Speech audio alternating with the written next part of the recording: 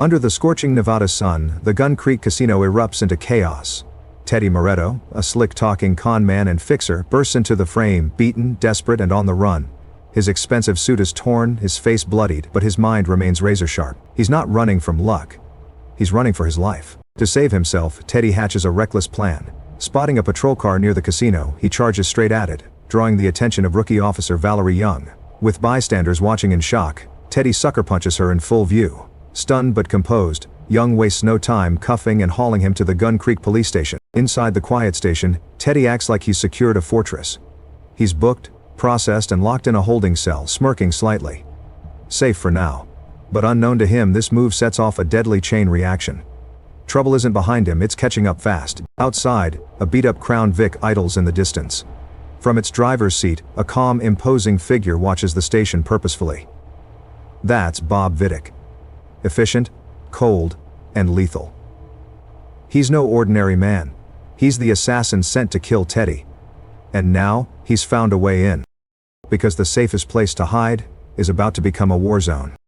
Teddy Murretto believes he's bought himself time. Inside the Gun Creek police station, he plays the role of a cocky detainee, flashing charm and jokes to Officer Young and her colleague Sergeant Dwayne Mitchell, who eyes him with suspicion. Rookie Officer Valerie Young, still annoyed by his sucker punch, isn't amused. She locks him in a cell, keeping a vigilant eye on his every move. But Teddy's not the only one making moves tonight. Elsewhere, Bob Viddick sets his plan in motion. Calm and calculating, he fakes a drunk driving incident, ramming his car into a patrol vehicle and swerving dangerously on the highway. The act lands him exactly where he wants to be, inside the same police station. Young books him, mildly amused by the supposedly intoxicated man slurring through his arrest. Placed in a cell opposite Teddy's, Viddick drops the act. He's not drunk, he's not random. He's the killer Teddy was hiding from, and now, he's within striking distance. Teddy quickly senses the trap. His swagger fades. He tries warning Young and Mitchell, begging to be moved, but no one listens.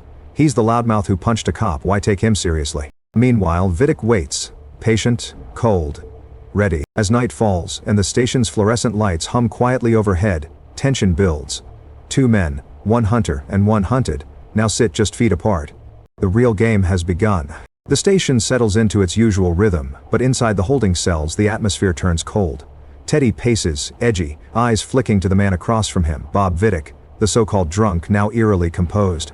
The act is over, the facade drops. Viddick leans forward, his tone calm and deliberate. He lets Teddy know exactly who he is and why he's here. He's a contract killer, hired to silence Teddy for good. Every word lands like a blade. Teddy realizes the walls of the station offer no protection. He's cornered. As tension crackles between them, Viddick pulls out a chilling trick. Hidden in his belongings is an object disguised as a medical device, an insulin pump. But it's no medicine. It's a makeshift incendiary. When activated, it sparks a small explosion, flooding the station with panic and disarray. Alarms blare, smoke coils through the air, officers scramble. The chaos creates a diversion, and Viddick uses the moment to attack another detainee, a disoriented drunk, with brutal efficiency, landing punishing blows that leave the man gasping.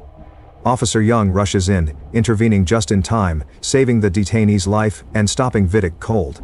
But the message is clear. Viddick isn't bluffing. He got inside the cell by design and he'll strike again. And now, Teddy knows the countdown has begun. The station is in chaos. Smoke hangs in the air after Viddick's explosive distraction, and Officer Valerie Young rushes through the haze, weapon drawn. Her focus locks onto the commotion in the cell block. Viddick has savagely beaten the disoriented drunk, leaving him struggling to breathe. Young doesn't hesitate. Dropping to her knees, she assesses the man's airway. The other officers, including Mitchell, freeze, unsure of what to do. But Young's instincts kick in. In a tense, improvised move, she performs an emergency procedure, using a pen to stabilize the man's breathing passage. The operation is rough, but it works. Air flows again. The man wheezes, alive. As paramedics arrive and stabilize the injured detainee, Viddick watches quietly, almost impressed.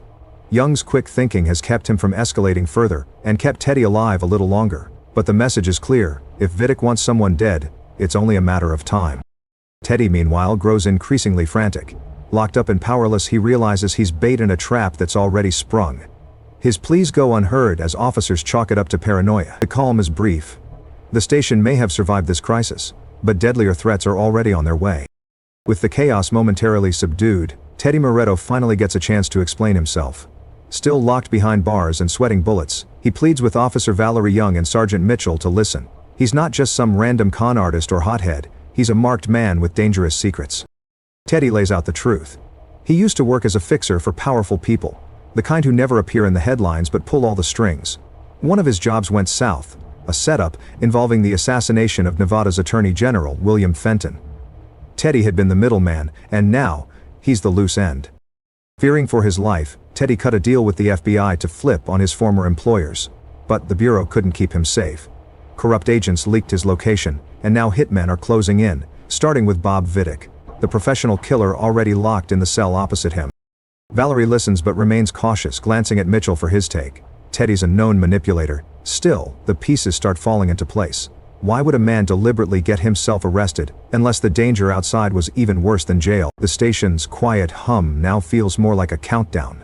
Teddy isn't just a suspect, he's a target, and the next player in this deadly game is about to knock on their front door. Just as calm returns to the station, a new storm arrives, dressed in a floral shirt and carrying balloons. Anthony Lamb, grinning ear to ear, strolls into the Gun Creek police station pretending to deliver a balloon bouquet. The act is bizarre, but behind the charm lies something sinister. He's not there to celebrate, he's there to kill. Lamb is a sadistic, trigger-happy hitman, and unlike Viddick, he doesn't hide behind subtlety. As the front desk officer raises an eyebrow, Lamb casually pulls a pistol and opens fire without hesitation. Bullets fly, officers drop, screams echo through the hallways. The lobby becomes a bloodbath in seconds. EMTs arriving to transport the injured detainee are gunned down in the crossfire. Lamb moves with chaotic precision, grinning through the violence like it's a game. Inside the cell block, Teddy and Viddick hear the gunfire and know exactly what it means. Another killer has entered the arena. Viddick remains composed. Lamb's involvement isn't a surprise. But Teddy's nerves unravel. There's nowhere left to run. Officer Young springs into action, realizing this isn't random. Lamb's arrival confirms Teddy's story. Someone wants him dead. As the smoke clears and the station floor runs red, the surviving officers, led by Young and Mitchell, scramble for defense. War for Teddy's life has officially begun. Gunshots rip through the station. Officer Valerie Young wastes no time. With Anthony Lamb mowing down officers in the lobby, she races to the holding area, securing Teddy Murretto and Bob Viddick behind the reinforced cell door. It's the only safe spot left in the building. Outside, Lamb continues his rampage, casually whistling and taunting the survivors. He knows Teddy is somewhere inside, and he's determined to finish the job. But Valerie isn't about to let him through without a fight. Armed and determined, she returns fire down the corridor, with Mitchell providing cover. The confrontation is fast and brutal. Amid the chaos, a bullet ricochets off the wall, catching Young in the side. Wounded and gasping, she drags herself behind cover, blood spreading across her uniform. Inside the cell, Teddy panics. He begs Young to let him out, to move him somewhere safer, but she refuses. Viddick, ever cold and calculating, simply observes, waiting for his moment. Lamb, hearing Valerie's cries, moves cautiously through the smoky corridor. The station, once a place of order, has turned into a battleground. Every corner could be a trap. Every shadow could hide death. Valerie struggles to stay conscious, clutching her wound, but she knows something worse is coming. Because Lamb isn't working alone. As the dust settles and silence briefly returns, Officer Huber steps into view, and everything changes. Valerie, bleeding and barely conscious, expects help, but instead of backup, Huber reveals his betrayal. He's working with Anthony Lamb. Corrupt and cowardly, Huber has been waiting for the right moment to cash in on Teddy's head. Lamb and Huber move toward the holding cells, their goal simple: break through and finish Teddy off. With the bulletproof doors locked tight, they shift strategies. Huber retrieves a sledgehammer and explosives, smashing and blasting the cell wall from the adjacent room, each blow echoing through the station like a drumbeat of doom. Inside, Teddy loses what little composure he had. He pleads with Officer Young to release him, warning that the wall won't hold forever. Young, disoriented from blood loss, hesitates. Trust is thin, and both prisoners are dangerous. Viddick, calm and composed as ever, appeals to reason, pointing out that without help, they'll all die. Huber and Lamb's demolition effort intensifies, bits of drywall and brick crumbling with each strike. The barrier between life and death is shrinking by the second. Valerie, battered but not broken, finally makes her decision. Locked cell is no longer a sanctuary. It's a death trap. The cell door opens. With no better option, Valerie Young releases Teddy and Viddick, placing her trust in survival over protocol. The station is falling apart and every second counts. As they move through the dim hallways, Teddy triggers the fire suppression system. Steam gushes from vents, flooding the corridors in a white haze. It's a calculated move, designed to blind their enemies and even the odds. Within the dense fog, chaos reigns. Shadows flicker, gunshots crack. It becomes impossible to tell who's where. Separated from the others, Viddick corners Officer Huber. The tables turn. The cold-blooded assassin wastes no time interrogating the crooked cop, demanding to know who hired Lamb and why.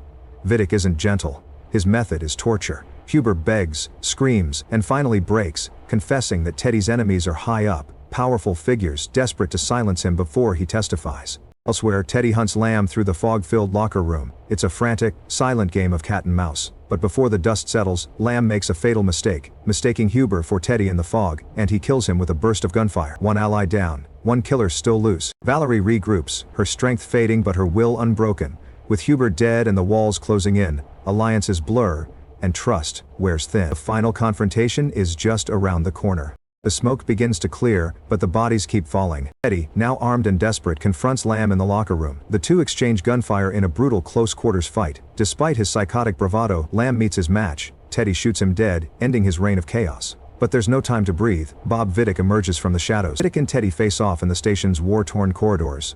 The assassin is wounded, but focused. Teddy is cornered, both men playing for survival. They shoot. Viddick takes a bullet, but drops Teddy with precision. It's over. Almost. As the station burns from the chaos of gunfire and explosives, a corrupt FBI agent arrives, complicating the endgame. He shoots Valerie, believing he's finished her. But Young had prepared. Her vest saved her life. As flames engulf the station, the agent and a wounded Teddy try to flee. Viddick reappears, guns down Teddy, and takes Lamb's head as proof of his contract, fulfilling his mission with ruthless efficiency. Viddick speeds off with a briefcase of cash and his grisly trophy. But the story doesn't end there. Valerie, alive and relentless, gives chase to Freddy's dead. Don't forget to like, share, and subscribe for more in-depth recaps and reviews. Until next time, stay curious, and keep exploring the hidden truths in every story.